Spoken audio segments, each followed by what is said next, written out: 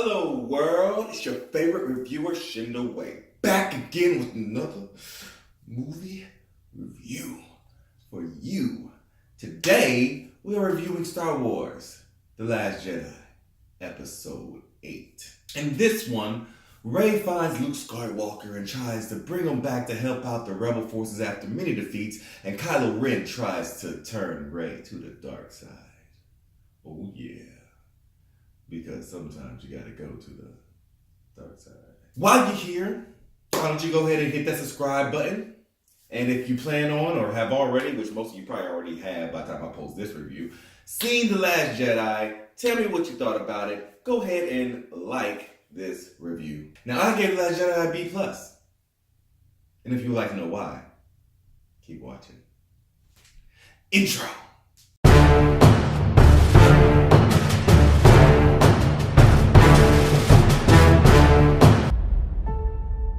I need someone to show me my place in all this. I know all the reviewers has a lightsaber. Everyone has a lightsaber. I'm not doing the lightsaber thing. No. I refuse. Because it's expected. And I don't do what's expected. I do what's unexpected.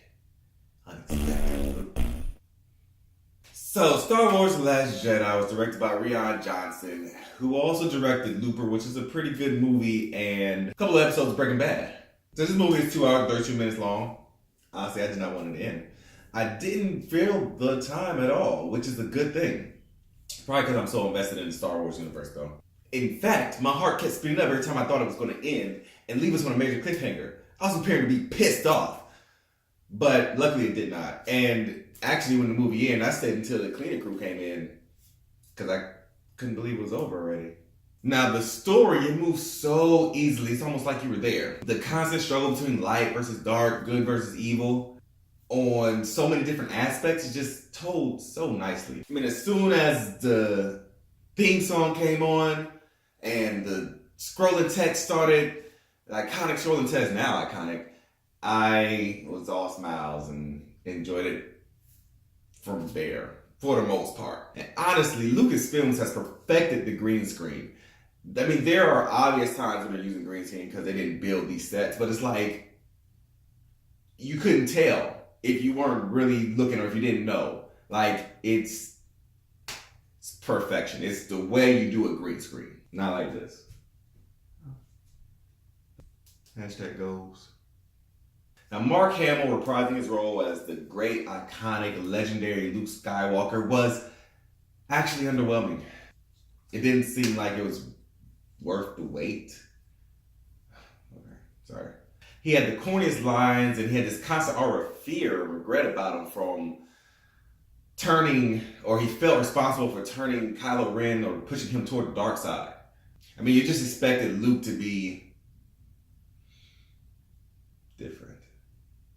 But there was one scene that he was in, one of the very few fight scenes that are in this movie. Don't go in expecting lots of fight scenes and battles. But there's one fight scene in this movie. That's the legendary Luke Skywalker, Jedi Master, that I was looking for.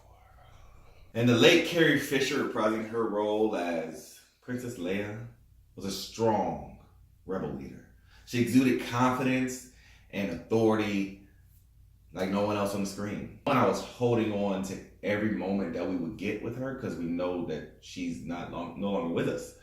And so I'm just expecting them to snuff her out gracefully.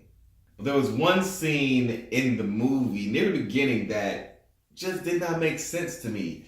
I literally was like, what? WTF? It was weird. Now, Adam Driver as Kylo Ren did not annoy me as much as he did in the last movie. I mean, again, he was a part of some of the most shocking scenes in this movie, just like he was in the last movie. But this time, he seemed more confident, even though he is still torn between the light and the dark side, obviously. And he is trying to prove himself to himself that he belongs on the dark side. But he has become a solid character, and I actually really liked him in this episode. Daisy Ridley as Rey continues to build on the foundation that she started in episode 7. She was strong-willed, determined, And while she's confused about what she's going through, she has a graceful performance that makes me love her character even more. John Boyega as Finn did a good job. I wish he could get a more prominent role because he is a great actor and adds a lot of charisma to the screen, but he did good. And to be a woman during this trilogy of the Star Wars series must be awesome. You have a lot of strong, powerful women. You have Captain Phasma, Leia, Rey, and Vice Admiral Holdo. Not to mention all the women that we see on deck and just being in prominent leadership roles. But it did have me a little bit worried the first couple scenes because the acting was pretty bad. But luckily it got better throughout the movie. But yo, guys are professionals on that. Overall, this is going to be another solid addition to the Star Wars franchise. It's $1 billion franchise, and we honestly aren't tired of this story yet. And as long as the storytelling stays consistent and the graphics get better without messing up the integrity of the series, it's going to continue to make billions of dollars. And that's why Star Wars The Last Jedi gets a B+. So, if you like space wizards, great storytelling, iconic characters, and just Star Wars, then you will probably really enjoy this movie. But if you don't want to see a continuation of what is basically the Skywalker family drama, then, I mean, skip it. And with that one, I'm done. I will see you on the next one. And remember, never stop enjoying the movies. I'll keep you away from the bad ones.